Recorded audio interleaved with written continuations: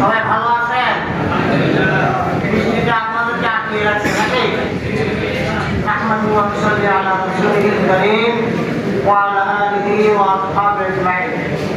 বাংলাদেশ ইসলামী ছাত্র শিবির চাঁদপুর সরকারি কলেজ শাখা কর্তৃক আয়োজিত আজকের এই জুলাই 36 উদযাপন এবং ম্যারাথন প্রোগ্রামের সম্মানিত সভাপতি উপস্থিত বাংলাদেশ জামায়াত ইসলামী চাঁদপুর জেলা শাখার সংগ্রামী আয়োজনে ইসলামী ছাত্র শিবিরের সাবেক কার্যকরী পরিষদ সদস্য জনাব অ্যাডভোকেট মাসুদুল ইসলাম বুলবুল, সেক্রেটারি জনাব অ্যাডভোকেট শাহজাহান মিয়া, শহর আমির সাবেক জেলা সভাপতি জনাব অ্যাডভোকেট শাহজাহান খান, ইসলামী ছাত্র শিবিরের কেন্দ্র এবং জেলা ও শহর নেতৃবৃন্দ, প্রিয় শিক্ষার্থী ভাইরা, শিবিরের নেতৃবৃন্দ, আজকে ঐতিহাসিক দ্বিতীয় জুলাই বিপ্লব।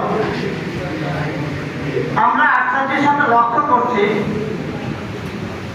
গতকালকে সারা বাংলাদেশে রাত এবং দিনে যে পরিবেশ তৈরি করা হয়েছে, এই পরিবেশটা মূলত একটা উদ্দেশ্যমূলক, যাতে জুলাইটা মানুষের স্মৃতি থেকে মুছে যায়।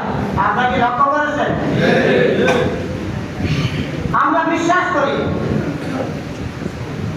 এই অপকর্মগুলো তারাই করেছে যারা এই দেশের 70% মানুষের গণভোটের রায়কে এখন মানতে পারতেছে না।